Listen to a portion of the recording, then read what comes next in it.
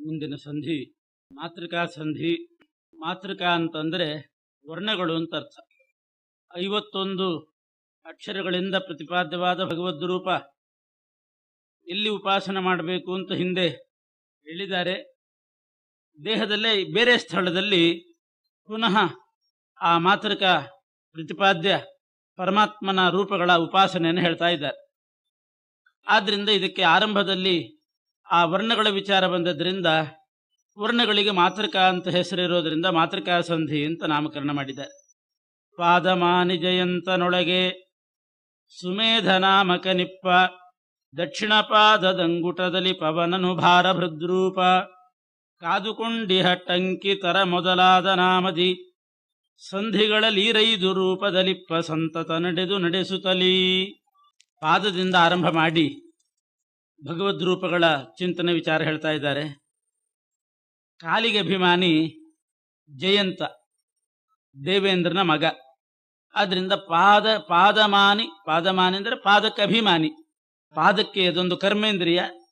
ಅಂಥ ಪಾದಕ್ಕೆ ಅಭಿಮಾನಿಯಾದವನು ಜಯಂತ. ಜಯಂತನೊಳಗೆ ಸುಮೇಧನಾಮಕ ನಿಪ್ಪ, ಜಯಂತನಲ್ಲಿ ಸುಮೇಧನಾಮಕ ಪರಮಾತ್ಮನನ್ನು ಚಿಂತನೆ ಮಾಡಬೇಕು. ವಿಷ್ಣು ಸಹಸ್ರನಾಮದಲ್ಲಿ ಇದು ಒಂದು ನಾಮ. ಸುಮೇಧ ಮೇಧಜೋ ಧನ್ಯ ಸತ್ಯಮೇಧಾಧರಾಧರ ಅಂತ ಸುಮೇಧ ಅಂತ ಒಂದು ಪರಮಾತ್ಮನ ರೂಪ, ಅದು ಜಯಂತನಲ್ಲಿ ಇರ್ತದೆ. ದಕ್ಷಿಣ ಪಾದದಂಗುಟದಲ್ಲಿ ಪವನನು, ಒಟ್ಟು ಪಾದ ಅನ್ನೋ ಇಂದ್ರಿಯಕ್ಕೆ ಜಯಂತ. ವಿಶೇಷವಾಗಿ 2 ಪಾದಗಳ ಪೈಕಿ ಬಲಗಾಲಿನಲ್ಲಿ ಅಂಗುಷ್ಠದಲ್ಲಿ ಬಲಗಾಲು, ಆ ಬಲಗಾಲಿನಲ್ಲಿಯೂ ಕೂಡ ಹೆಬ್ಬೆರಳಿನಲ್ಲಿ ಮುಖ್ಯ ಪ್ರಾಣದೇವರಿದ್ದಾರಂತೆ. ದಕ್ಷಿಣ ಪಾದದ ಅಂಗುಟದಲ್ಲಿ ಹೆಬ್ಬೆರಳಿನಲ್ಲಿ ಪವನನು ಮುಖ್ಯ ಪ್ರಾಣದೇವರು, ಅವರಲ್ಲಿ ಭಾರಭೃದ್ರೂಪ. ಭಾರಭೃತ್ ಅನ್ನುವಂತಹ ಪರಮಾತ್ಮ ಆ ಮುಖ್ಯ ಪ್ರಾಣದೇವರಲ್ಲಿದ್ದಾನೆ. ಇಡೀ ದೇಹದ ಭಾರವನ್ನು ಹೊರೋದೇ ಆ ಭಾರಭೃದ್ರೂಪಿಯಾದ ಪರಮಾತ್ಮ. ಹೀಗೆ 2 ಹೇಳಿದರು. ಸಹಸ್ರನಾಮದಲ್ಲಿ ಬರ್ತಕ್ಕಂಥ ಸುಮೇಧ ಮತ್ತು ಭಾರಭೃತ್ ಅನ್ನುವಂಥ 2 ರೂಪ. ಜಯಂತನೊಳಗೆ ಸುಮೇಧ, ಅಂಗುಷ್ಠದಲ್ಲಿ ಬಲಗಾಲಿನ ಅಂಗುಷ್ಠದಲ್ಲಿ ಪವನ, ಪವನನಲ್ಲಿ ಭಾರಭೃತ ನಾಮಕ ಪರಮಾತ್ಮ ಅಂತ ನಿರೂಪಣೆ ಮಾಡಿ, ಇನ್ನು ಕಾದುಕೊಂಡಿಹ ಟಂಕಿ ತರ ಮೊದಲಾದ ನಾಮದಿ ಸಂಧಿಗಳಲ್ಲಿ ಟಂಕಿ ಮೊದಲಾದ 5 ರೂಪ, ತರ ಮೊದಲಾದ 5 ರೂಪ, ಒಟ್ಟು 10 ರೂಪಗಳನ್ನ ಬಲಗಾಲು ಎಡಗಾಲಿನ ಸಂಧಿಗಳಲ್ಲಿ ಚಿಂತನೆ ಮಾಡಬೇಕಂತ. ಮಾತೃಕಾ ಸಂಧಿ ಅಂತಂದ ಮೇಲೆ ಅದಿಂದ ಆರಂಭ ಮಾಡಬೇಕು. ಅಕಾರದಿಂದ ಹಿಡ್ಕೊಂಡು ಅ ಅಂದ್ರೆ ಅಜ, ಆ ಆನಂದ, ಅದು ಎಲ್ಲೆಲ್ಲಿದೆ ಅಂತ ಅನ್ನೋದನ್ನ ಹೇಳಬೇಕಾಗಿತ್ತು. ಅದು ಬಿಟ್ಟು ಮೊದಲು ಟಂಕಿ ತರ ಅಲ್ಲಿಂದ ಶುರು ಮಾಡಿದರು. ಠ ಟಂಕಿ ಮೊದಲಾದ ರೂಪ ಅಂದ್ರೆ ಟಂಕಿ, ಠಕಲ, ಡರಕ, ಢರಿ, ನಾತ್ಮ. ಠ ತರ ಮೊದಲಾದ ರೂಪ ಅಂದ್ರೆ ತಾರ, ತಾರ, ಥಬ, ದಂಡಿ, ಧನ್ವಿ, ನಮ್ಯ. ಹೀಗೆ 5 ರೂಪಗಳನ್ನು ದಾಸರು ಮೊದಲಿಗೆ ತಗೋತಾ ಇದ್ದಾರೆ. ಕಾರಣ ಇಷ್ಟೇ, ಅಕಾರದಿಂದ ಹಿಡಿದು ಅಜಾದಿ ರೂಪಗಳನ್ನು ಎಲ್ಲಿ ಅಂತ ಹೇಳೋದು ಬಿಟ್ಟು ಟಂಕಿ ತರ ಯಾಕೆ ತಗೊಂಡ್ರು ಅಂತಂದ್ರೆ, ಪಾದದಿಂದ ಆರಂಭ ಮಾಡಿಕೊಂಡು ತಲೆ ತನಕ ಹೇಳಬೇಕು. ಆಪಾದ ಮೌಲಿ ಪರ್ಯಂತಂ ಅಂತ ನಿಯಮ. ಆದ್ರಿಂದ ಮೊದಲು ಪಾದದಿಂದ ಚಿಂತನೆ ಮಾಡೋ ಕ್ರಮ ಹೇಳ್ತಾರೆ. ಅದಕ್ಕೆ ಪಾದಮಾನಿ ಜಯಂತನೊಳಗೆ ಸುಮೇಧನಾಮಕ ನಿಪ್ಪ. ಇದು ವರ್ಣಗಳಲ್ಲಿ ಏನು ಬರೋದಿಲ್ಲ ಸುಮೇಧ ಅನ್ನೋದು, ಆದರೂ ಪಾದದ ಚಿಂತನೆ ಹೇಳ್ತಾ ಇರೋದ್ರಿಂದ ಏನೇನು ಸಂಬಂಧಪಟ್ಟಿದೆ ಎಲ್ಲ ಹೇಳಬೇಕು ಅಂತ ಹೇಳಿ ಹೇಳ್ತಾ ಇದ್ದಾರೆ. ಕಾಲಿಗೆ ಅಭಿಮಾನಿ ಜಯಂತ, ಸುಮೇಧ, ಬಲಗಾಲಿನ ಅಂಗುಷ್ಠದಲ್ಲಿ ಪ್ರಾಣದೇವರು, ಭಾರಭೃದ್ ರೂಪ ಅಂತ ಹೇಳಿ ಇನ್ನು ಸಂಧಿಗಳಲ್ಲಿ ಚಿಂತನೆ ಮಾಡತಕ್ಕ ರೂಪ. ಬಲಗಾಲಿನಲ್ಲಿ 5 ಸಂಧಿಗಳು ಬರ್ತದೆ. ಒಟ್ಟು ಒಂದು ಸೊಂಟದ ಕೆಳಗಡೆ ತೊಡೆ ಸಂಧಿ, ಮೊಣಕಾಲಿನ ಸಂಧಿ, ಕಾಲಿನಲ್ಲಿ 2 ಗುಲ್ಫ ಅಂತ ಬರ್ತದೆ ಅದರ ಆ ಸಂಧಿ, ಪಾದದ ಮಧ್ಯದಲ್ಲಿರೋ ಸಂಧಿ ಒಂದು, ಬೆರಳುಗಳು ಮಡಚಲಿಕ್ಕೆ ಬರ್ತದೆ ಅಲ್ಲಿ ಒಂದು ಸಂಧಿ. ಈಗ ಒಂದೇ ಎಲೆ ಬಿಟ್ಟುಬಿಟ್ರೆ ಮಡಚಲಿಕ್ಕೆ ಬರೋದಿಲ್ಲ. ಆದ್ರಿಂದ ಬೇರೆ ಬೇರೆ ಎಲುಬುಗಳನ್ನು ಮಾಡಿ ಅದಕ್ಕೆ ಸಂಧಿ ಜೋಡಿಸಿಟ್ಟಿದ್ದಾನೆ. ಆ ಸಂಧಿ ಅಂದ್ರೆ ಆ ಜೋಡಣೆ ಇದ್ದಲ್ಲೆಲ್ಲ ನಮಗೆ ಮಡಚಲಿಕ್ಕೆ ಬರ್ತದೆ, ಬಿಚ್ಚಲಿಕ್ಕೆ ಬರ್ತದೆ. ಮೊಣಕಾಲಿನಲ್ಲಿ ಮಡಿಚಿ ಕೂತ್ಕೊಳ್ತೀವಿ, ಪುನಃ ತೆಗಿತೀವಿ, ಅದೊಂದು ಸಂಧಿ. ತೊಡೆ ಹತ್ರ ಒಂದು ಸಂಧಿ ಇದೆ, ಗುಲ್ಫದ ಮಧ್ಯದಲ್ಲಿ, ಪಾದ ಮಧ್ಯದಲ್ಲಿ, ಬೆರಳುಗಳ ಮಧ್ಯದಲ್ಲಿ.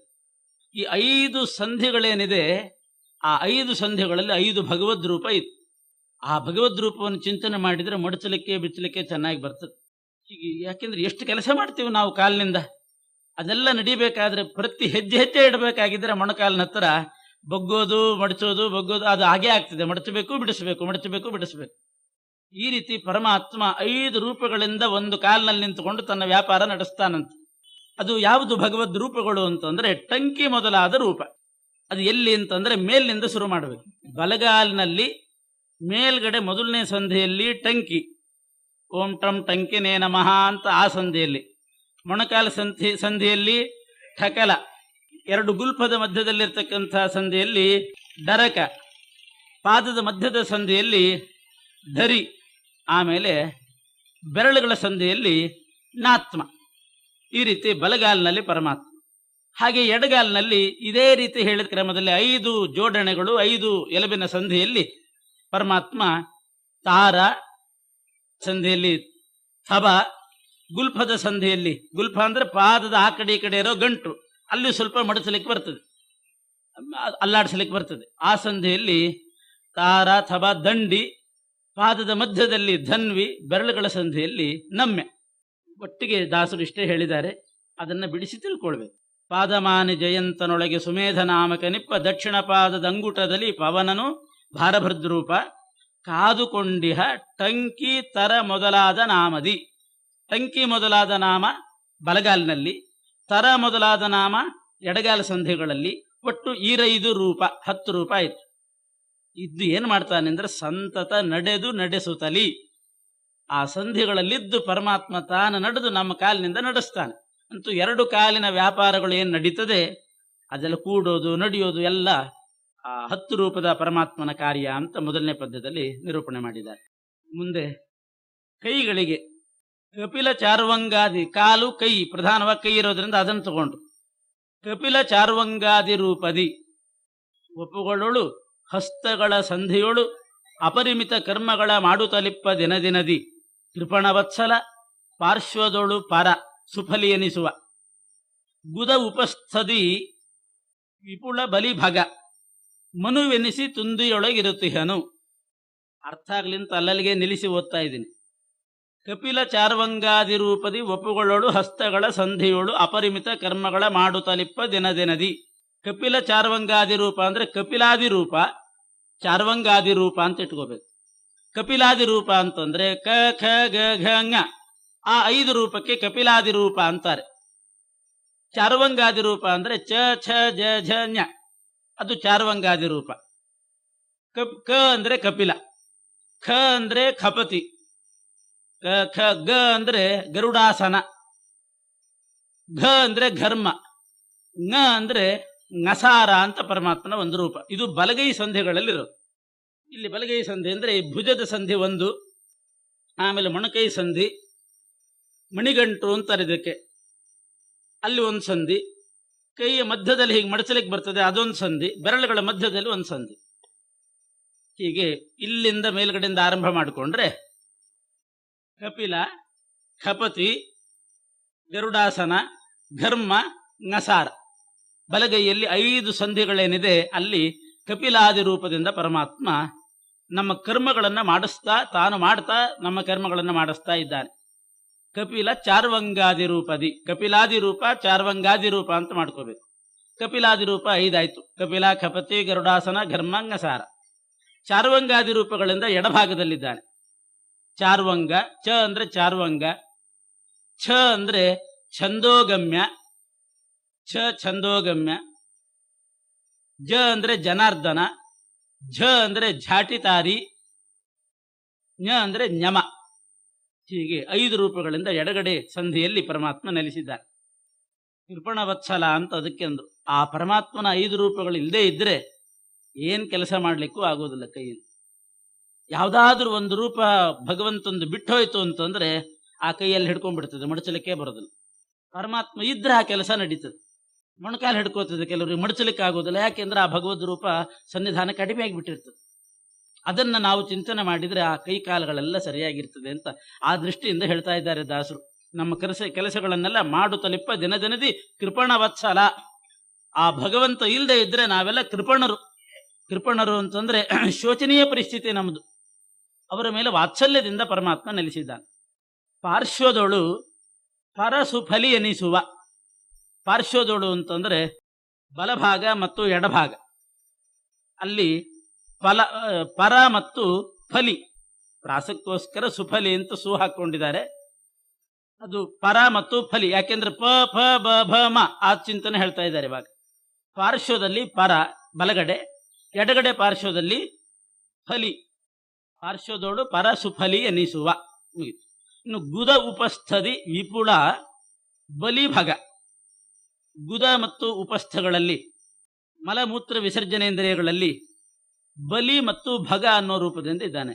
ಪ ಅಂದ್ರೆ ಪರ ಬಲಗಡೆ, ಫ ಫಲಿ ಎಡಗಡೆ, ಬ ಬಲಿ, ಭ ಭಗ ಅದು ಗುದ ಮತ್ತು ಉಪಸ್ಥಗಳಲ್ಲಿ. ತುಂದಿ ಅಂತ ವೃಷಣಾಸನ ಅಂತ ಅದಕ್ಕೆ ಕರೀತಾರೆ. ಆ ತುಂದಿ ಎನ್ನುವಂತಹ ಒಂದು ಅವಯವದಲ್ಲಿ ಪರಮಾತ್ಮ ಮನು ಎಂಬ ಹೆಸರಿನಿಂದ ನೆಲೆಸಿದ್ದಾನೆ.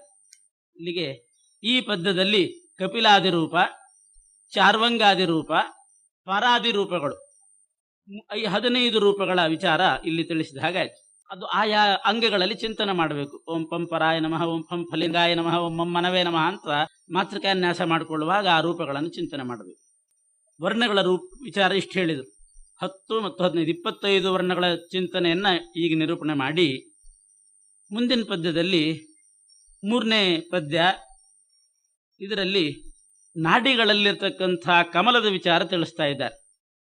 5 ಮೇಲೊಂದಧಿಕ ದಳವುಳ್ಳ 5 ಪದ್ಮವು ನಾಭಿಮೂಲದಿ 5 ಮೂರ್ತಿಗಳಿಹವು ಅನಿರುದ್ಧಾದಿ ನಾಮದಲ್ಲಿ 5 ಸುತ ಗರ್ಭವನ್ನು ಜೀವರ ಅನಾದಿ ಕರ್ಮ ಪ್ರಕೃತಿ ಗುಣಗಳ ಹಾದಿ ತಪ್ಪಲಿಗೊಡದೆ ವ್ಯಾಪಾರಗಳ ಮಾಡುತ್ತಿಹ.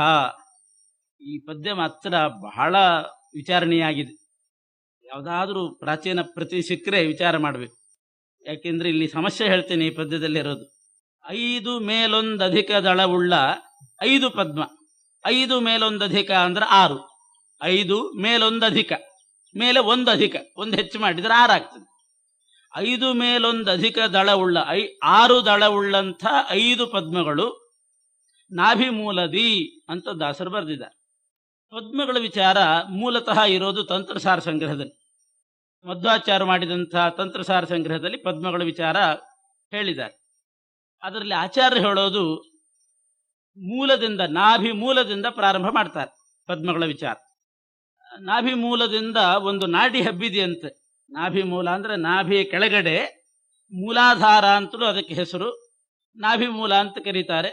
ಆ ನಾಭಿಯ ಕೆಳಗೆ ಭಾಗ ಸ್ವಲ್ಪ ಕೆಳಗಡೆಯಿಂದ ಒಂದು ಪದ್ಮ ನೇರ ತಲೆಯ ಮಧ್ಯಭಾಗದ ತನಕ ಒಂದು ನಾಡಿ ಹಬ್ಬಿದೆಯಂತೆ. ಅದಕ್ಕೆ ಸುಷುಮ್ನಾ ನಾಡಿ ಅಂತ ಹೆಸರು. ಆ ನಾಭಿ ಮೂಲದಿಂದ ತಲೆ ತನಕ ಹಬ್ಬಿದಂಥ ಸುಷುಮ್ನಾ ನಾಡಿಗೆ 5 ಪ್ರಭೇದ, 5 ನಾಡಿಗಳ ಗುಂಪಿಗೆ ಸೇರಿ ಸುಷುಮ್ನಾ ನಾಡಿ ಅಂತ ಹೆಸರು. ಆ 5 ಪ್ರಭೇದ ಹೇಗೆ ಅಂದ್ರೆ, ಮಧ್ಯದಲ್ಲಿರೋದು ಬ್ರಹ್ಮನಾಡಿ ಅಂತ ಅದಕ್ಕೆ ಹೆಸರು. ಮಧ್ಯದಲ್ಲಿರೋ ನಾಡಿ ಬ್ರಹ್ಮನಾಡಿ. ಅದರ ಪೂರ್ವದಲ್ಲಿ ಪ್ರಕಾಶಿನಿ ಅಂತ ಒಂದು ನಾಡಿ, ಪೂರ್ವ ದಿಕ್ಕಿನಲ್ಲಿರೋ ನಾಡಿ ಪ್ರಕಾಶಿನಿ. ದಕ್ಷಿಣ ದಿಕ್ಕಿನಲ್ಲಿರೋ ನಾಡಿ ವೈದ್ಯುತಾ ನಾಡಿ ಅಂತಾರೆ ಅದಕ್ಕೆ, ವೈದ್ಯುತ. ಪಶ್ಚಿಮದಲ್ಲಿರೋದು ವಜ್ರಿಕಾ ನಾಡಿ, ಉತ್ತರದಲ್ಲಿ ಆರ್ಯಾ ನಾಡಿ. ಹೀಗೆ ಪ್ರಕಾಶಿನಿ, ವೈದ್ಯುತ, ವಜ್ರಿಕಾ, ಆರ್ಯಾ ನಾಡಿ ಪೂರ್ವ ದಕ್ಷಿಣ ಪಶ್ಚಿಮ ಉತ್ತರದಲ್ಲಿ. ಮಧ್ಯದಲ್ಲಿರೋದು ಬ್ರಹ್ಮನಾಡಿ. ಈ 5 ನಾಡಿಗೆ ಸೇರಿ ಸುಷುಮ್ನಾ ನಾಡಿ ಅಂತ ಹೆಸರು. ಆಚಾರ್ಯರು ಇದರದ್ದೆಲ್ಲ ಕಲ್ಪನೆ ಕೊಟ್ಟಿದ್ದಾರೆ. ಹೀಗೆ ಸುಷುಮ್ನಾ ನಾಡಿ 5 ಪ್ರಭೇದಗಳಿಂದ ಕೂಡಿ ನೇರವಾಗಿ ಮಧ್ಯದಲ್ಲಿ ತಲೆ ಮಧ್ಯದ ತನಕ ನಾಭಿ ಮೂಲದಿಂದ ಬಂದಿದೆ. ಆ ಸುಷುಮ್ನಾ ನಾಡಿಯಲ್ಲಿ 5 ನಾಡಿಯಲ್ಲಿಯೂ ಕೂಡ ಕಮಲಗಳಿದೆ. ಯಾವ್ಯಾವ ಸ್ಥಳದಲ್ಲಿ ಅಂತಂದ್ರೆ, ನಾಭಿ ಮೂಲದಲ್ಲಿ 5 ಕಮಲ. ಆ ನಾಡಿ 5 ನಾಡಿ ಇದೆ ಸುತ್ತಲೂ, 5 ನಾಡಿಯಲ್ಲಿ 5 ಕಮಲ ನಾಭಿ ಮೂಲ ಸ್ಥಳದಲ್ಲಿ. ನಾಭಿಯ ಜಾಗಕ್ಕೆ ಬಂದರೆ ಅಲ್ಲಿ 5 ಕಮಲ. ಮೂಲೇಚ ನಾಭವು, ಆಮೇಲೆ ಹೃದಯ ಸ್ಥಳದಿಂದ ಹೋಗಿದೆ ಆ ಸುಷುಮ್ನಾ ನಾಡಿ. ಹೃದಯ ಭಾಗದಲ್ಲಿಯೂ ಕೂಡ 5 ಕಮಲ. ಕಂಠ ಭಾಗಕ್ಕೆ ಬಂದಾಗ ಅಲ್ಲಿ 5 ಕಮಲ, 5 ನಾಡಿ 5 ಕಮಲ, ಒಂದೊಂದು ನಾಡಿಯಲ್ಲಿ ಒಂದೊಂದು ಕಮಲ. ಭ್ರೂ ಮಧ್ಯದಲ್ಲಿ, ಆಮೇಲೆ ತಲೆಯ ಮೇಲೆ ಅಲ್ಲಿ 5 ಕಮಲ. ಹೀಗೆ ಮೂಲೇಚ, ನಾಭವು, ಹೃದಯ, ಇಂದ್ರಯೋನಿ, ಭ್ರೂಮಧ್ಯ, ಮೂರ್ಧದ್ವಿಷಡಂತ ಕೇಶು ಅಂತ ಆ 5 ಕಮಲಗಳನ್ನು ಹೇಳ್ತಾ ಬರ್ತಾರೆ. ಅದರಲ್ಲಿ ಆ ಕಮಲಗಳಿಗೆ ಒಂದೊಂದು ಕಮಲ ಒಂದೊಂದು ಥರ ಇದೆ, ಒಂದೊಂದು ರೀತಿ. ಅಂದರೆ ದಳಗಳ ವ್ಯತ್ಯಾಸ ಆಗ್ತದೆ. ನಾಭಿ ಮೂಲದಲ್ಲಿರ್ತಕ್ಕಂಥ ಕಮಲ 4 ದಳದ ಕಮಲ ಅಂತ ಆಚಾರ್ಯ ಹೇಳಿದ್ದಾರೆ.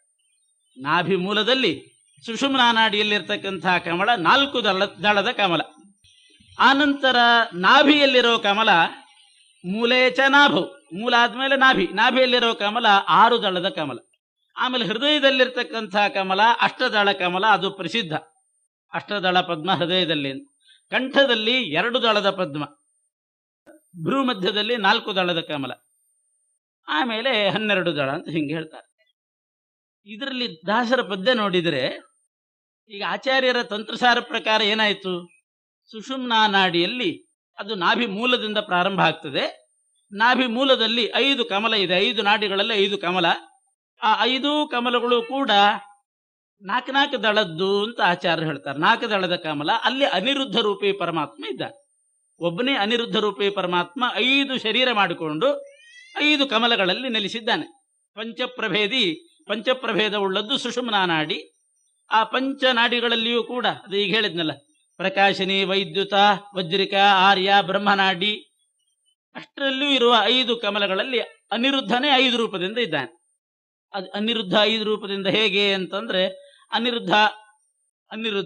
ಅನಿರುದ್ಧ ಪ್ರದ್ಯುಮ್ನ, ಅನಿರುದ್ಧ ಸಂಕರ್ಷಣ, ಅನಿರುದ್ಧ ವಾಸುದೇವ, ಅನಿರುದ್ಧ ನಾರಾಯಣ ಅಂತ ಅನಿರುದ್ಧನ 5 ರೂಪ ಇರ್ಲಿ, ಅದೆಲ್ಲ ಸರಿ. ನಾಭಿ ಮೂಲದಲ್ಲಿ ಕಮಲದಲ್ಲಿ ಅನಿರುದ್ಧ ಇದ್ದಾನೆ. ಆದರೆ ನಾಭಿ ಮೂಲದ ದಳ ಎಷ್ಟು ಅಂತ ಆಚಾರ್ಯ ಸ್ಫುಟವಾಗಿ 4 ದಳ ಅಂತ ಮಧ್ವಾಚಾರ್ಯ ಹೇಳಿಬಿಟ್ಟಿದ್ದಾರೆ. ಆದ್ರೆ ಇಲ್ಲಿ ಪದ್ಯ ಮಾತ್ರ 5 ಮೇಲೊಂದು ಅಧಿಕ ದಳವುಳ್ಳ 5 ಪದ್ಮವು ನಾಭಿ ಮೂಲದಿ ಅಂತಿದೆ. ಅದು ಸಮಸ್ಯೆ ಆಗ್ತದೆ. ನಾಭಿಯಲ್ಲಿ 5 ಮೇಲೊಂದು ಅಧಿಕ ದಳವುಳ್ಳ 5 ಪದ್ಮ ನಾಭಿಯಲ್ಲಿ.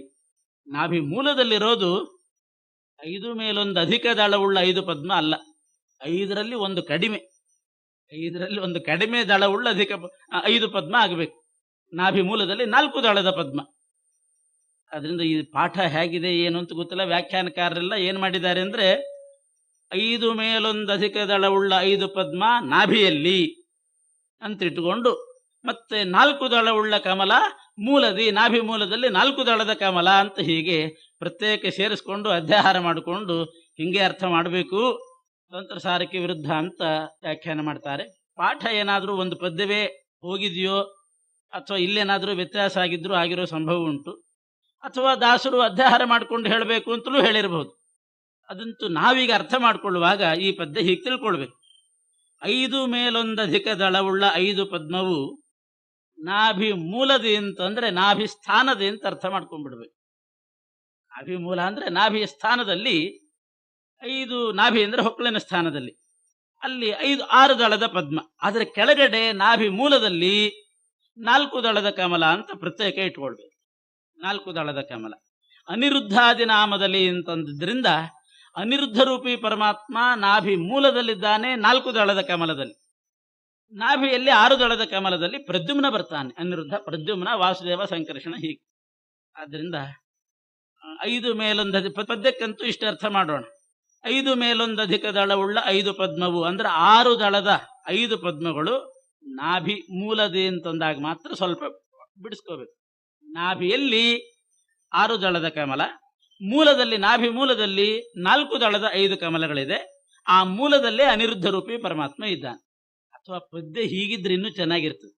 5 ಮೇಲೊಂದು ಅಧಿಕ ದಳವುಳ್ಳ 5 ಪದ್ಮವು ಅನ್ನೋದ್ರ ಬದಲು 5ರಲ್ಲೊಂದು ಅಧಮ ದಳವುಳ್ಳ 5 ಪದ್ಮವು. 5ರಲ್ಲೊಂದು ಅಧಮ ಅಂದ್ರೆ ಒಂದು ಕಡಿಮೆ, 5ರಲ್ಲಿ ಒಂದು ಕಡಿಮೆ ದಳವುಳ್ಳ ಅಂತಂದ್ರೆ 4 ದಳವುಳ್ಳ ಆಗಿಬಿಡ್ತದೆ. ಅಭಿಪ್ರಾಯ ಹಾಗೆ ಬರ್ಬೇಕು. 5ರಲ್ಲಿ ಒಂದು ಕಡಿಮೆ, ಒಂದು ಕಡಿಮೆ ಆಗಿಬಿಟ್ರೆ 4 ದಳವುಳ್ಳ 5 ಕಮಲಗಳು ನಾಭಿ ಮೂಲದಲ್ಲಿದ್ದಾರೆ. ದಾಸರ ಅದೇ ಅನಿರುದ್ಧ ರೂಪಿ ಪರಮಾತ್ಮನ ವ್ಯಾಪಾರ ಹೇಳಲಿಕ್ಕೆ ಹೊರಟಿರೋದಿಲ್ಲ. ಆದ್ರೆ 6 ದಳ ಮಾತ್ರ ಆಗೋದಿಲ್ಲ, 4 ದಳ ಆಗಬೇಕು. ಅದಕ್ಕೆ ಅಧ್ಯಾಹಾರ ಮಾಡಿಕೊಂಡು, ಅಧ್ಯಾಹಾರ ಅಂತ ಕ್ರಮ ಇದೆ. ಅಧ್ಯಾಹಾರ ಅಂತಂದ್ರೆ ಒಂದು ಸೂಚನೆಯನ್ನು ದಾಸರು ಕೊಟ್ಟಾಗ ಇನ್ನು ಕೆಲವನ್ನು ನಾವೇ ಇಟ್ಕೊಳ್ಬಹುದು. 4 ದಳದ ಪದ್ಮಗಳು ನಾಭಿ ಮೂಲದಲ್ಲಿ, ಅಲ್ಲಿ ಅನಿರುದ್ಧ ರೂಪದಿಂದ ಪರಮಾತ್ಮ ಇದ್ದಾನೆ. ಏನು ಮಾಡ್ತಾನೆ ಅನಿರುದ್ಧ ರೂಪಿ ಪರಮಾತ್ಮ? ನಾಭಿ ಮೂಲದಲ್ಲಿ ಸುಷುಮ್ನಾ ನಾಡಿಯಲ್ಲಿ, ನಾಭಿ ಮೂಲದಲ್ಲಿ 4 ದಳದ ಕಮಲದಲ್ಲಿ ಅನಿರುದ್ಧ ರೂಪದಿಂದ ನೆಲೆಸಿ ಸ್ತ್ರೀಯರ ದೇಹದಲ್ಲಿ ವಿಶೇಷವಾಗಿ ಅಲ್ಲಿದ್ದುಕೊಂಡು ಐದಿಸುತ ಗರ್ಭವನು ಜೀವರ ಅನಾದಿ ಕರ್ಮ ಪ್ರಕೃತಿ ಗುಣಗಳ ಹಾದಿ ತಪ್ಪಲಿಗೊಡದೆ. ಗರ್ಭದ ಶಿಶುವನ್ನ ಬೆಳೆಸೋದು ಅನಿರುದ್ಧ ರೂಪಿ ಪರಮಾತ್ಮ ಅಂತ. ಪಂಚರೂಪಿ ಪರಮಾತ್ಮನಿಂದ ಶಿಶುವಿನ ಜನನ ಆಗೋದು. ವಾಸುದೇವ ರೂಪಿ ಪರಮಾತ್ಮ ಯೋನಿ ಶುದ್ಧ ಮಾಡ್ತಾನಂತೆ. ಅನಂತರ ಸಂಕರ್ಷಣ ರೂಪಿ ಪರಮಾತ್ಮ ತ್ವಷ್ಟ ಅಂತ ಕರೆದಿದ್ದಾರೆ. ಬಡಿಗೆರವರು ಹೇಗೆ ವುಡ್ ವರ್ಕರ್ ಅದನ್ನು ಒಂದೊಂದೇ ಅವಯವಗಳನ್ನ ತಯಾರು ಮಾಡ್ತಾನೆ, ಆ ರೀತಿ ಸಂಕರ್ಷಣ ರೂಪಿ ಪರಮಾತ್ಮ ಆ ಮಕ್ಕಳುಗಳಿಗೆ ಶಿಶುವಿಗೆ ಒಂದೊಂದು ಅವಯವವನ್ನು ಸೃಷ್ಟಿ ಮಾಡ್ತಾನಂತೆ. ಅನಿರುದ್ಧ ರೂಪಿಯಾಗಿರ್ತಕ್ಕಂಥ ಪರಮಾತ್ಮ ಬೆಳೆಸ್ತಾನಂತೆ. ತಾಯಿ ತಿಂದ ಆಹಾರದಲ್ಲಿ ಯಾವ ಅಂಶ ಹೋಗಿ ಅದಕ್ಕೆ ಸೇರಬೇಕು, ಅದು ಬೆಳಿಬೇಕು, ಅದನ್ನು ನೋಡ್ಕೊಳ್ಳೋ ಕೆಲಸ ಅನಿರುದ್ಧ. ಪ್ರದ್ಯುಮ್ನ ರೂಪಿ ಪರಮಾತ್ಮ ಈ ಪುರುಷನಿಂದ ಆ ಇದರಲ್ಲಿ ರಕ್ತದಲ್ಲಿರ್ತಕ್ಕಂಥ ಜೀವ ಸ್ತ್ರೀಯ ಉದರದಲ್ಲಿ ಒಳಗೆ ಹೋಗೋ ಕೆಲಸ ಅದನ್ನ ಪ್ರದ್ಯುಮ್ನ ಮಾಡ್ತಾನೆ. ಹೀಗೆ ಆ ಪಂಚರೂಪಿ ಪರಮಾತ್ಮನ ವ್ಯಾಪಾರ ಇದೆ ಅಂತುಂಟು. ಅದನ್ನೇ ಹೇಳ್ತಾರೆ. ಐದಿಸುತ ಗರ್ಭವನು ಅಂದ್ರೆ ಗರ್ಭವನ್ನ ಪೋಷಣೆ ಮಾಡೋದು ಅನಿರುದ್ಧ ರೂಪಿ ಪರಮಾತ್ಮ. ಹುಟ್ಟಿದ ಮೇಲೆ ನಮ್ಮನ್ನು ಪೋಷಣೆ ಮಾಡೋದು ಅನಿರುದ್ಧ ರೂಪಿ ಪರಮಾತ್ಮ. ಹುಟ್ಟಿದ ಮೇಲೆ ಸ್ಥೂಲ ದೇಹ ಪಡ್ಕೊಂಡು ಬಂದ ಮೇಲೂ ಕೂಡ ಅನಿರುದ್ಧನ ಕೆಲಸ ಏನು ಅಂತಂದ್ರೆ ಪಾಲನಕರ್ತ, ಪ್ರದ್ಯುಮ್ನ ಸೃಷ್ಟಿಕರ್ತ, ವಾಸುದೇವ ಮೋಕ್ಷಪ್ರದ. ಗರ್ಭ ತಯಾರಾಗಬೇಕಾದ್ರೆ ವಾಸುದೇವ ಯೋನಿ ಕ್ಲಿಪ್ತಿಂ ವಾಸುದೇವ ಅಂತ ಬ್ರೇತಸಿಂಚಕ ಪ್ರದ್ಯುಮ್ನ, ಸಂಕರ್ಷಣ ತ್ವಷ್ಟ ಅಂತ ಕರೆದಿದ್ದಾರೆ. ತ್ವಷ್ಟ ಅಂದ್ರೆ ಬಡಿಗೆರವನು ಅಂತ ಅರ್ಥ. ಬಡಿಗೆ ಕೆಲಸ ಮಾಡ್ತಕ್ಕಂಥವನು ವುಡ್ ವರ್ಕರ್ ಸಂಕರ್ಷಣ. ಅನಿರುದ್ಧ ಆಹಾರವನ್ನ ಆ ಗರ್ಭದಲ್ಲಿರೋ ಶಿಶುವಿಗೆ ಆಹಾರ ಕೊಟ್ಟು ರಕ್ಷಣೆ ಮಾಡುವನು ಪೋಷಕ ಅನಿರುದ್ಧ. ಸರಕ್ಷಿತ ರಕ್ಷತಿ ಯೋ ಹಿ ಗರ್ಭೆ ಅಂತಾರೆ. ತಾಯಿ ತಾನು ಊಟ ಮಾಡ್ತಾಳಷ್ಟೇನೆ, ಆ ಶಿಶು ಪೋಷಣೆ ಆಗುವುದು ಅನಿರುದ್ಧನಿಂದ. ಅವನು ಆ ನಾಭಿ ಮೂಲದಲ್ಲಿರ್ತಕ್ಕಂಥ 4 ದಳದ ಕಮಲದಲ್ಲಿ ನೆಲೆಸಿದ್ದಾನೆ. ಆ ಅನಿರುದ್ಧನ ವಿಚಾರ ದಾಸರು ಈ ಪದ್ಯದಲ್ಲಿ ಹೇಳ್ತಾ ಇದ್ದಾರೆ. ಆದ್ರಿಂದ ಹಾಗೆ ಅರ್ಥ ಮಾಡ್ಕೊಳ್ಬೇಕು. 5 ಮೇಲೊಂದಧಿಕ ದಳವುಳ್ಳ 5 ಪದ್ಮವು ನಾಭಿಯಲ್ಲಿದ್ದರೆ 4 ದಳದ ಪದ್ಮ ಮೂಲದಲ್ಲಿದೆ. ಅದರಲ್ಲಿ ಅನಿರುದ್ಧಾದಿ ರೂಪದಿಂದ ಪರಮಾತ್ಮ ಇದ್ದಾನೆ. 5 ಸುತ ಗರ್ಭವನು ಅವರವರ ಕರ್ಮಕ್ಕೆ ಸರಿಯಾಗಿ ಆ ಗರ್ಭವನ್ನ ಪೋಷಿಸ್ತಾ ತನ್ನ ವ್ಯಾಪಾರ ಮಾಡಿಕೊಂಡಿದ್ದಾನೆ. ಇನ್ನು ನಾಭಿಗೆ ಬಂದರು. ಈಗ ನಾಭಿಯಲ್ಲಿ ವಿಚಾರ ಹೇಳ್ತಾರೆ.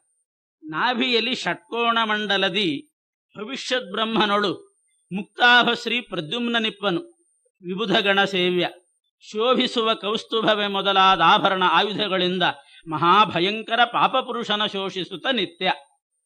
ನಾಭಿಗೆ ಬಂದಾಗ ನಾಭಿಯಲ್ಲಿ 6 ದಳದ ಕಮಲ ಇದೆ. ಆದ್ರೆ ಇಲ್ಲಿ ಇನ್ನೊಂದು ವಿಚಾರ ಹೇಳ್ತಾರೆ. ಕಮಲದ ಜೊತೆಗೆ ಷಟ್ಕೋಣ ಮಂಡಲ ಅಂತ ಒಂದಿದೆ. ನಾಭಿಯಲ್ಲಿರೋದು ಷಟ್ಕೋಣ ಮಂಡಲ, ವಾಯುಮಂಡಲ ಅಂತ ಅದಕ್ಕೆ ಹೆಸರು. ಷಟ್ಕೋಣ ಮಂಡಲ ಅಂದ್ರೆ ವಾಯುಮಂಡಲ. ತ್ರಿಕೋಣ ಮಂಡಲ ಹಾಕಿದ್ರೆ ಅದು ಅಗ್ನಿಗೆ ಸಂಬಂಧಪಟ್ಟದ್ದು ಮತ್ತು ಲಕ್ಷ್ಮೀ ದೇವಿಗೂ ಸಂಬಂಧಪಟ್ಟದ್ದು. 3 ಕೋಣದ ಮಂಡಲ ತ್ರಿಕೋಣ ಹಾಕಿದರೆ ಅದು ಲಕ್ಷ್ಮಿ ಮತ್ತು ಅಗ್ನಿ ಇರ್ತಾರೆ. 6 ಕೋಣ ಹಾಕಿಬಿಟ್ರೆ ವಾಯುದೇವರು ಇರ್ತಾರೆ. ಷಟ್ಕೋಣ ಮಂಡಲ ವಾಯುದೇವರ ಮಂಡಲ. ನಾಭಿಯಲ್ಲಿ ಪ್ರತಿಯೊಬ್ಬರ ನಾಭಿಯಲ್ಲಿ ಷಟ್ಕೋಣ ಮಂಡಲ ಇದೆ. ನಾಭಿಯಲ್ಲಿ ಷಟ್ಕೋಣ ಮಂಡಲದಿ ಭವಿಷ್ಯದ್ ಬ್ರಹ್ಮ ಇದ್ದಾನಂತಲ್ಲಿ. ಅದು ವಾಯುಮಂಡಲ ಆದ್ರಿಂದ ಭವಿಷ್ಯದ್ ಬ್ರಹ್ಮ ಅಂದ್ರೆ ವಾಯುದೇವರಿದ್ದಾರೆ. ಭವಿಷ್ಯದ್ ಬ್ರಹ್ಮನೋಳು ಅಂದ್ರೆ ವಾಯುದೇವರಿದ್ದಾರೆ. ಆ ವಾಯುದೇವರೋಳು ಮುಕ್ತಾಭ ಶ್ರೀ ಪ್ರದ್ಯುಮ್ನ ನಿಪ್ಪನು ವಿಬುಧ ಗಣ ಸೇವ್ಯ, ದೇವಗಣ ಸೇವ್ಯನಾಗಿ ಪ್ರದ್ಯುಮ್ನ ರೂಪಿ ಪರಮಾತ್ಮ ನಾಭಿಯಲ್ಲಿ ಷಟ್ಕೋಣ ಮಂಡಲದಲ್ಲಿ ವಾಯುದೇವರಲ್ಲಿ ನೆಲೆಸಿದ್ದಾನೆ. ನಾಭಿ ಮೂಲದಲ್ಲಿ ಅನಿರುದ್ಧ ಏನು ಮಾಡ್ತಾನೆ ಅಂತ ಹೇಳಿದ್ರು, ಗರ್ಭ ಪೋಷಣೆ ಮಾಡ್ತಾನೆ ಸ್ತ್ರೀಯರಲ್ಲಿ. ಇನ್ನು ಎಲ್ಲರಲ್ಲಿ ನಾಭಿಯಲ್ಲಿರ್ತಕ್ಕಂಥ ಪ್ರದ್ಯುಮ್ನ ಮಾಡೋ ಕೆಲಸ ಒಳ್ಳೆ ಕೌಸ್ತುಭ ಮೊದಲಾದ ಆಭರಣ ಧರಿಸಿದ್ದಾನೆ, ಆಯುಧ ಧರಿಸಿದ್ದಾನೆ. ಪ್ರತಿಯೊಬ್ಬರ ದೇಹದಲ್ಲಿರ್ತಕ್ಕಂಥ ಪಾಪ ಪುರುಷನನ್ನ ಒಣಗಿಸ್ತಾನಂತೆ ಆ ಪ್ರದ್ಯುಮ್ನ. ಪಾಪ ಪುರುಷ ವಿಸರ್ಜನೆ ಮಾಡುವಾಗ ಹಾಗೆ ಮಾಡೋದು. ಷಟ್ಕೋಣ ಮಂಡಲದಲ್ಲಿರ್ತಕ್ಕಂಥ ವಾಯು ಅಂತರ್ಗತ ಪ್ರದ್ಯುಮ್ನ ಪಾಪ ಪುರುಷಂ ಶೋಷಯತು ಅಂತ ನಾಭಿಯಲ್ಲಿ ಕೈ ಮುಟ್ಟುಕೊಂಡು ಆ ಪ್ರದ್ಯುಮ್ನನ ಮಂತ್ರ ಜಪ ಮಾಡಿದರೆ ದೇಹದಲ್ಲಿರ್ತಕ್ಕಂಥ ಪಾಪ ಪುರುಷ ಒಣಗಿ ಹೋಗ್ತಾನೆ. ಒದ್ದೆ ಬಟ್ಟೆಯನ್ನು ಒಣಗಿಸೋದು, ಗಾಳಿ ಬೀಸಿದ್ರೆ ಒಣಗಿ ಬಿಡ್ತದೆ. ವಾಯುಮಂಡಲದಲ್ಲಿರುವ ಪ್ರದ್ಯುಮ್ನ ಪಾಪ ಪುರುಷನನ್ನ ಒಣಗಿಸ್ತಾನಂತೆ. ಈಗ ನಾವು ದಿನ ಒಣಗ್ತಿರ್ತೀವಿ ಅಷ್ಟೇ. ಪಾಪ ಪುರುಷ ಬಲಿಷ್ಠನಾಗ್ತಾನೆ. ಯಾಕೋ ಒಣಗಿದಿರಲ್ಲ ಅಂತಾರೆ. ನಮಗಂತಾರೆ ಯಾಕೆ ಒಣಗಿದಿರಲ್ಲ ಅಂತ. ನಾವು ಒಣಗಬಾರ್ದು, ಪಾಪ ಪುರುಷ ಒಣಗಬೇಕಂತ. ಪ್ರದ್ಯುಮ್ನ ರೂಪಿ ಪರಮಾತ್ಮ ಒಣಗಿಸುವನು. ಹೇಗೆ ಒಣಗಿಸ್ತಾನೆ ಅಂತಂದ್ರೆ ಅವನ ಮಂತ್ರ ಜಪ ಮಾಡಬೇಕು. ಆ ಪ್ರದ್ಯುಮ್ನನ ಮಂತ್ರ ಒಂದೇ ಅಕ್ಷರ ಯ. ಮೂರಕ್ಷರ ನೆನ್ಪಿಟ್ಕೊಂಡ್ರೆ ಸಾಕು ಪಾಪ ಪರಿಹಾರಕ್ಕೆ. ಯ ರ ವ, ಯ ರ ವ, ಮೂರಕ್ಷರದಲ್ಲಿ ಪಾಪ ಎಲ್ಲ ಹೋಗೇ ಬಿಡುತ್ತೆ. ಬಹಳ ಮುಖ್ಯ ಮೂರಕ್ಷರ. ಓಂ ಯಂ ಓಂ, ಓಂ ಯಂ ಓಂ. ಈ ಕಡೆ ಭಾಗಕ್ಕೆ ಬಂದ್ರೆ ಶ್ರೀಂ ಯಂ ಶ್ರೀಂ, ಶ್ರೀಂ ಯಂ ಶ್ರೀಂ ಹೆಣ್ಣು ಮಕ್ಕಳು, ಗಂಡಸರು ಓಂ ಯಂ ಓಂ. ಇಷ್ಟು ಅಂದ್ರೆ ಸಾಕು. ಆ ಮಂತ್ರ ಯಕಾರ ಅದು ವಾಯುಬೀಜ ಅಂತಲೇ ಅದಕ್ಕೆ ಹೆಸರು. ಎಂ ಅಂತ 0 ಸೇರಿಸಿಬಿಟ್ರೆ ವಾಯುಬೀಜ ಆಗ್ತದೆ. ಆ ಎಂ ಅನ್ನುವಂಥ ವಾಯುಬೀಜದಿಂದ ಪ್ರದ್ಯುಮ್ನ ರೂಪೇ ಪರಮಾತ್ಮ ಪ್ರತಿಪಾದ್ಯನಾಗ್ತಾನೆ. ಅವನ ಮಂತ್ರ ಅದು ಓಂ ಯಂ ಓಂ. ಈ ಕಡೆ ಭಾಗಕ್ಕೆ ಬಂದ್ರೆ ಶ್ರೀಂ ಯಂ ಶ್ರೀಂ, ಶ್ರೀಂ ಯಂ ಶ್ರೀಂ ಹೆಣ್ಣು ಮಕ್ಕಳು, ಗಂಡಸರು ಓಂ ಯಂ ಓಂ. ಇಷ್ಟು ಅಂದ್ರೆ ಸಾಕು. ಆ ಮಂತ್ರ ಯಕಾರ ಅದು ವಾಯುಬೀಜ ಅಂತಲೇ ಅದಕ್ಕೆ ಹೆಸರು. ಎಂ ಅಂತ 0 ಸೇರಿಸಿಬಿಟ್ರೆ ವಾಯುಬೀಜ ಆಗ್ತದೆ. ಆ ಎಂ ಅನ್ನುವಂಥ ವಾಯುಬೀಜದಿಂದ ಪ್ರದ್ಯುಮ್ನ ರೂಪೇ ಪರಮಾತ್ಮ ಪ್ರತಿಪಾದ್ಯನಾಗ್ತಾನೆ. ಅವನ ಮಂತ್ರ ಅದು ಓಂ ಯಂ ಓಂ, ಓಂ ಯಂ ಓಂ. ಈ ಮಂತ್ರದಿಂದ ಆ ಷಟ್ಕೋಣ ಮಂಡಲದಲ್ಲಿರ್ತಕ್ಕಂಥ ಪ್ರದ್ಯುಮ್ನ ಅವನನ್ನ ಜಪ ಮಾಡಿದರೆ ಪಾಪ ಪುರುಷ ಒಣಗ್ತಾನೆ. ಅದನ್ನೇ ದಾಸರು ಇಲ್ಲಿ ಹೇಳ್ತಾರೆ. ನಾಭಿಯಲ್ಲಿ ಷಟ್ಕೋಣ ಮಂಡಲದಿ ಭವಿಷ್ಯದ್ ಬ್ರಹ್ಮನೋಳು ಮುಕ್ತಾಭ ಮುಕ್ತಿನಂತೆ ಶ್ರೀ ಪರಮಾತ್ಮ ಪ್ರದ್ಯುಮ್ನ ರೂಪಿ ಪರಮಾತ್ಮ ವಿಬುಧ ಗಣಸೇವ್ಯ ಶೋಷಿಸುವ ಕೌಸ್ತುಭವೇ ಮೊದಲಾದ ಆಭರಣ ಆಯುಧಗಳಿಂದ ಯಾರನ್ನ ಶೋಷಿಸುವ, ಯಾರನ್ನ ಅಂದ್ರೆ ಮಹಾಭಯಂಕರ ಪಾಪ ಪುರುಷನ ಶೋಷಿಸುತ್ತ ನಿತ್ಯವೂ ಅವನನ್ನು ಒಣಗಿಸ್ತಾನೆ. 6 ಬಾರಿ ಜಪ ಮಾಡಬೇಕು. ಓಂ ಎಂ ಓಂ, ಓಂ ಎಂ ಓಂ ಅಂತ ಮಾಡಿದರೆ ಪಾಪ ಪುರುಷ ಒಣಗ್ತಾನೆ.